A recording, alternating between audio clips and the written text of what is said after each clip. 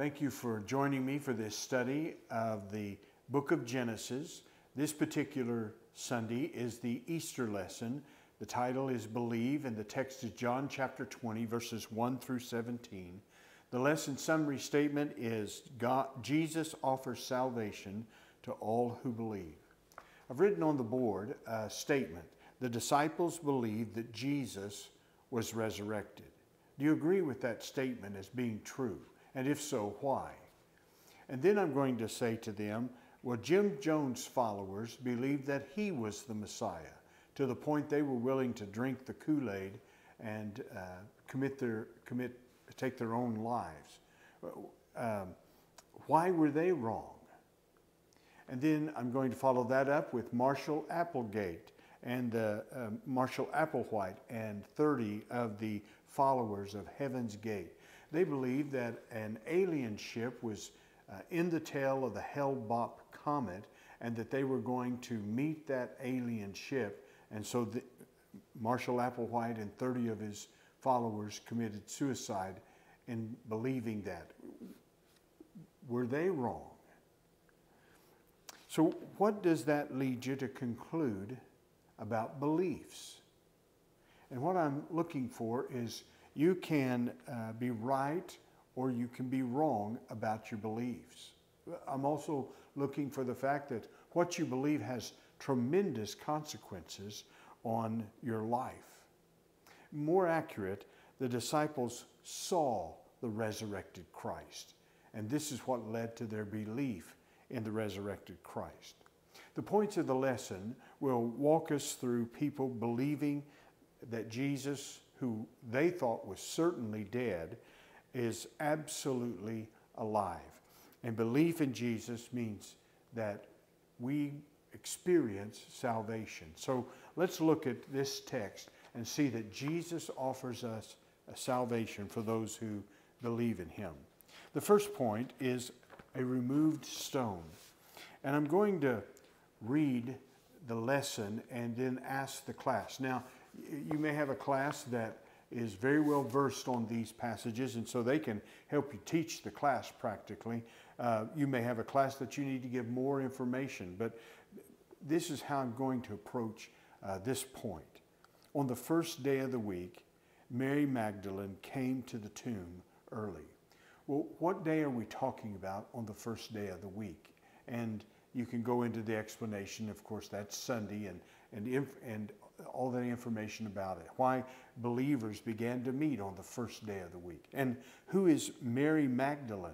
Because she's a very prominent follower of the Lord Jesus. And she came to the tomb early.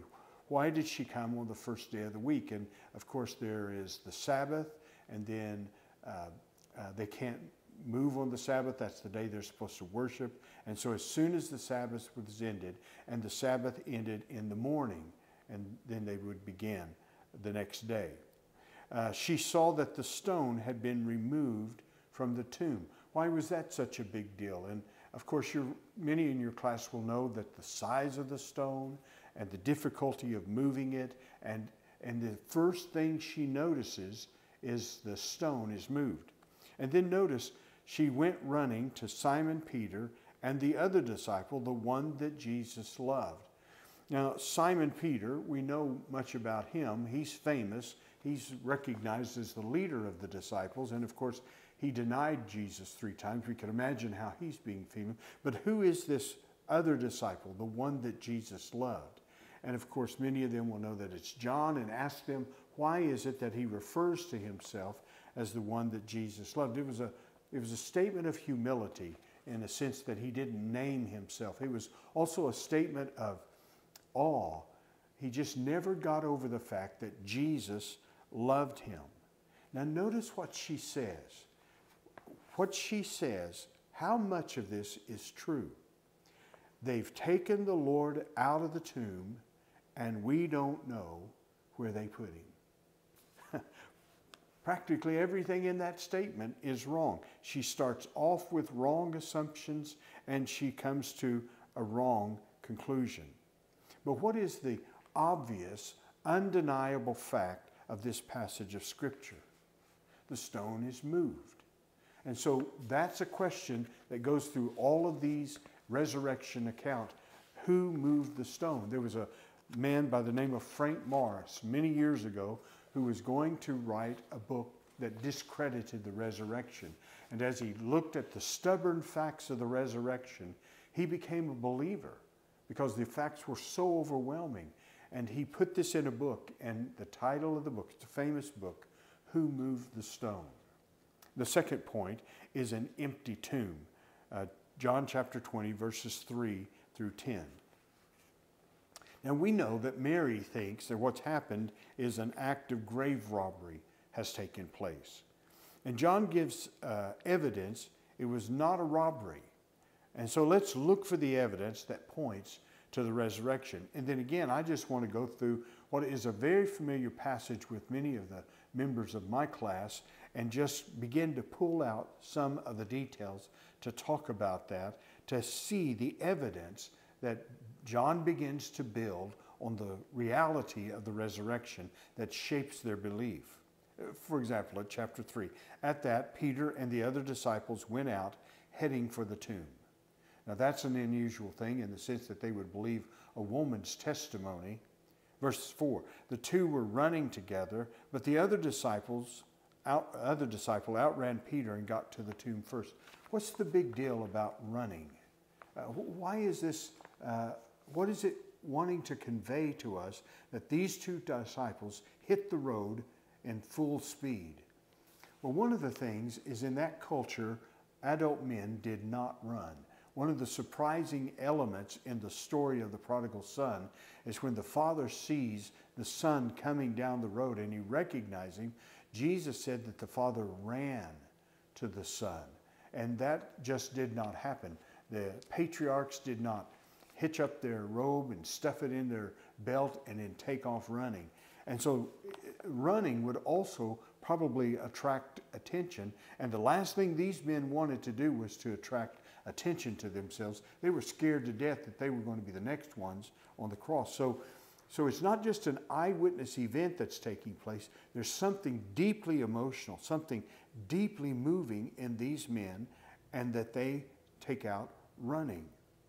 Now, why do you suppose that John records he outran Peter?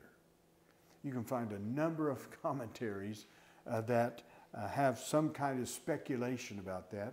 But really what it sounds like is an eyewitness testimony. This is something that you would include in telling a story, and not something that was made up. Now verse 5 says, stooping down, and why would he have to stoop down? That describes the short door into one of these tombs, only 3 to 4 feet high. He saw the linen clothes lying there, but he did not go in. And one of the things in this text that your commentary brings out is there are several different words for seeing or saw that are used. This particular word talks about a rapid, cursory glance. He just looked down in there and he could see those clothes in there. And then Peter comes along, and Peter rushes in, and he enters the tomb, and it says, and saw the linen clothes lying there. That's a different word. This word has about the idea of a careful observation of details. This word, when it's describing what Peter saw, it's our word theater. So who goes to the movie and just glances at the screen?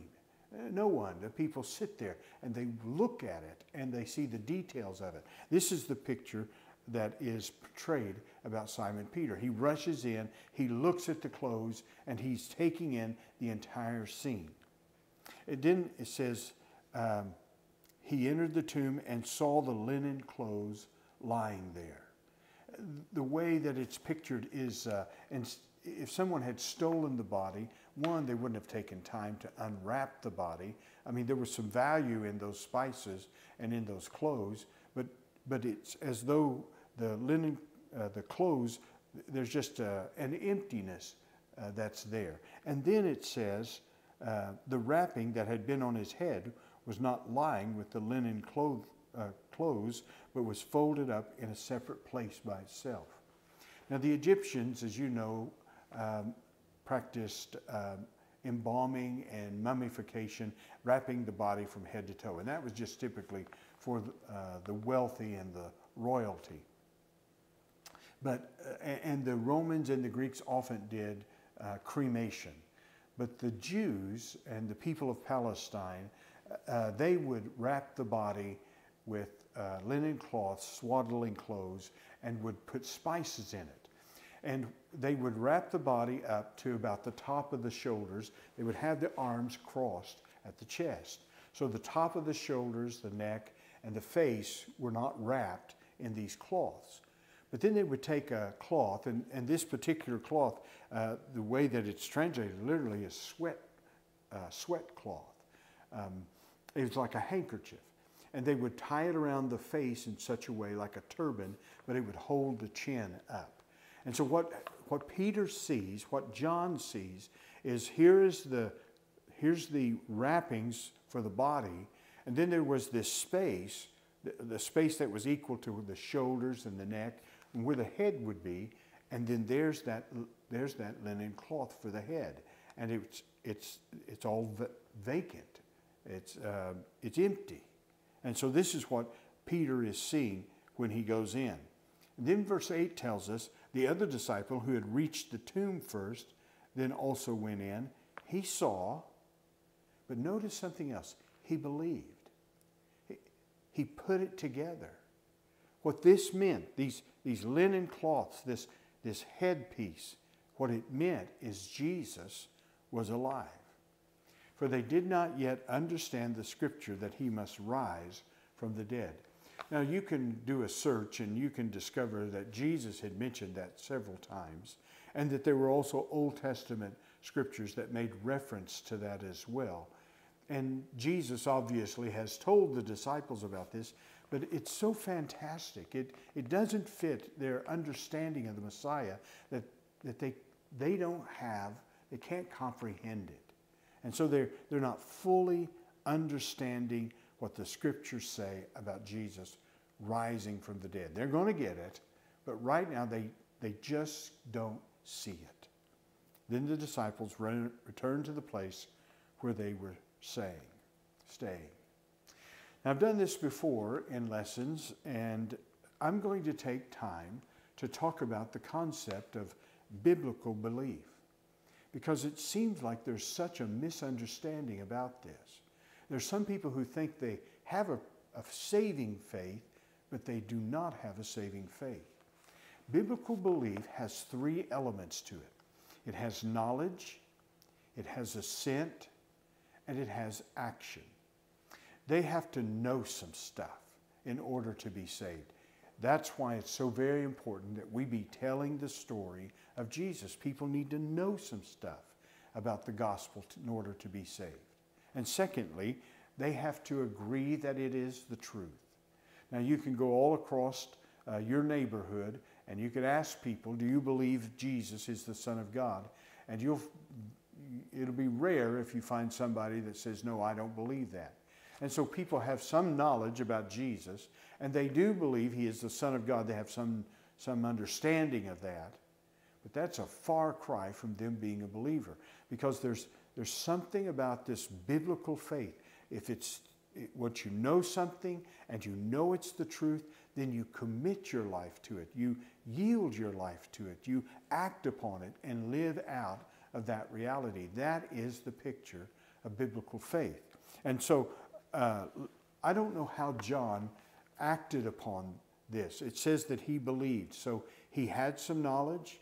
He understood the truth of the fact. This is the resurrection. That's what's taken place.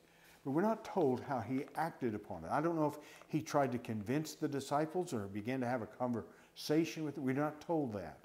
But we can see it in other biblical characters. For example, let's talk about Moses. What's the knowledge of God that Moses was given? And have your class explain that. Well, what is it that he believed to be true about those matters? And then how did he act upon it? He went to Egypt. He obeyed God. Another is the Apostle Paul. How did Paul come to a knowledge of the Lord Jesus Christ? Well, of course, there's the Damascus Road experience. And how did he testify that he believed that Jesus was the Messiah? He called him Lord. And then how do we know that Paul genuinely believed these things? He became the great apostle to the Gentiles. So there is an empty tomb. The third point is the living teacher. Now up to this point, what does Mary believe about Jesus? And I'm looking for the fact she believes he's dead. Now when you come to the end of this text, what is it that Mary believes about Jesus? She believes he's alive. She knows he's alive.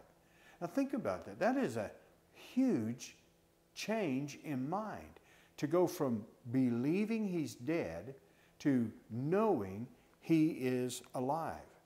Suppose a loved one of yours has died, and 3 days later, people begin to tell you, hey, I saw your loved one down at the convenience store. He's alive. Would you believe them? Someone says, I was at one of the box stores and I saw your loved one. They were alive. I spoke to them. Would that convince you? Suppose you drive to the cemetery just to check it out and you discover that the grave is empty. Would you believe that your loved one is alive, or would you think somebody evacuated that grave without your permission? I mean, how much would it take in order for you to be convinced that your loved one who was dead 3 days ago and you buried them is now alive? Well, this is what's happening here. Mary has an encounter with the living God. That's what changes it. It's not the testimonies. It is her experience, her encounter with the living Christ. So what I want to do is walk through the text and give some explanation and engage the class in these things. Because again, they'll understand many of the things in this text. Mary stood outside the tomb crying, and the word is the idea of wailing. She is just brokenhearted. Her life, her world is just caved in on her. As she was crying, she stooped to look into the tomb. It's the same word that is used to talk about glancing. She saw two angels in white sitting where Jesus' body had been lying, one at the head and the other at the feet. Now, do you remember a scene where there were two angels and they were at each end? You go back to the Old Testament, to the Ark of the Covenant, and there on the mercy seat, on one side is an angel, on the other side is an angel, and that mercy seat is where the blood is poured out or sprinkled, where we get forgiveness of sins. Maybe what John is saying is this is a picture of the mercy that God has shown to us. They said to her, "Woman, why are you crying?" Now, don't you find that a strange question? If you went to the cemetery and there was a lady standing at a gravesite and she's just boo-hooing, is this a question you're going to ask her? Why are you crying? Now, it might be a little different if the grave was empty and somebody had been telling her that he was alive, but that's an interesting question. What do you suppose the angels are driving at? Do you suppose that they're trying to help her see that her focus is in the wrong place? There's something happening here that she's not paying attention to. Because she answers them, because they've taken away my Lord, she told them, and I don't know where they have put him. See, she believes he's dead. She believes his body has been removed from the grave. She don't know if it was for bad purposes or just simply to empty the grave of a criminal. Having said this, she turned around and saw Jesus standing there, but she didn't know it was Jesus. Now, there are a number of occasions in the scriptures where the disciples don't recognize Jesus. And you can talk about those occasions if you'd like in your class. And there's something different about his appearance, and they don't immediately recognize. And what he does is he does something unusual, or he does something familiar that that suddenly they recognize who he is. You know the two Emmaus disciples. Jesus breaks bread. When that happens, whatever it was about that, they recognize this is Jesus. In John chapter 21, he's on the seashore cooking fish for them, and he tells them to throw the nets on the other side, and they have this huge catch, and John suddenly realized that's the Lord. So she's not unusual in the sense that she's standing there. The commentators have all kinds of explanations why she doesn't recognize him. Her eyes are filled with tears. The sun's up. Maybe the sun's in her eyes. Whatever the occasion is, she doesn't recognize him until she speaks. Woman, Jesus said to her, why are you crying? See, it's the same question the angels asked, but he adds something else. Who is it that you're seeking? Supposing he was the gardener, and in a place like this, it would be normal for there to be someone responsible for maintaining the garden and the cemetery, and maybe even several if it was a large place. And so she's not shocked that somebody's there, possibly tending to the garden area and the place where the tombs are. And she replied, Sir, if you've carried him away, tell me where you've put him, and I'll take him away. Now imagine that. She's a woman. Jesus is a grown man, and her love and her passion is such. She said, tell me where he's at. I will see that he gets taken away and treated properly is her idea. Jesus said to her, Mary. And there was something about that she suddenly realized this was Jesus. Turning around, she said to him in Aramaic, Rabboni, which means teacher or master. Now he says to her in verse 17, don't cling to me, since I have not yet ascended to the Father. But go to my brothers and tell them that I am ascending to my Father and your Father, to my God and your God. Here is what D.A. Carson had to say about this statement of not clinging to him. She obviously must have fallen at his feet in worship, and she put her arms around him. Now, Matthew tells us the women there did the same thing in worship of him, and they don't get rebuked. So touching's not the issue. It's something about her clinging to him. And Carson says this, after his resurrection, Jesus appeared to the disciples many times, but he was not continually with them as he was before in the crucifixion. His abode was no longer on the earth. In his spiritual body, he was no longer constrained as in the days of his flesh, but was already glorified. The New Testament writes in the wake of his resurrection that he was at the right of the majesty on high. His final departure was dramatic and decisive so that the finality of his appearances might be clear. John's saying this point hasn't come. He's still in the process of ascending. So he's saying this state is not going to remain. And then he makes this amazing statement. He says, this is what I need you to tell them. Tell them that I'm ascending to my Father and your Father, to my God and to your God. Because of his death, resurrection, and exaltation, the disciples are going to share in the sonship to the Father. Now, it's assumed that their relationship is different than Jesus' relationship to the Father, but because of his death, resurrection, and exaltation, these men are going to be in a relationship with God as if he's their Father. It is an amazing statement. They're going to share in that privilege.